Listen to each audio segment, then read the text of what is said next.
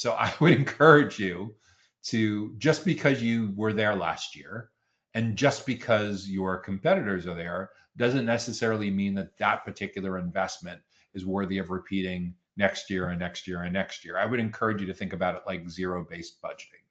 And the way you're going to do this, it's not a complicated exercise.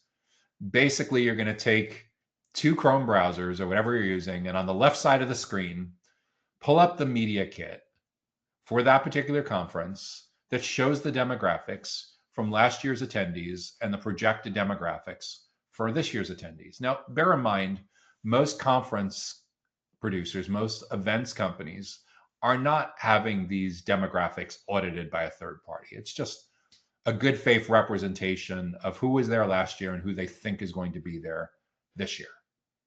On the right-hand side of your, so that's on the left-hand side of your screen. On the right-hand side of your screen, pull up your one-page ideal client profile that identifies who your prioritized buyer personas are within that ideal client profile.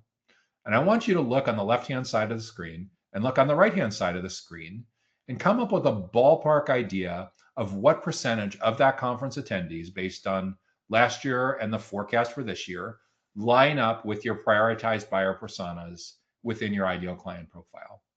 If it's a really strong match, in other words, like 80% plus, it is a no-brainer to keep going to that show.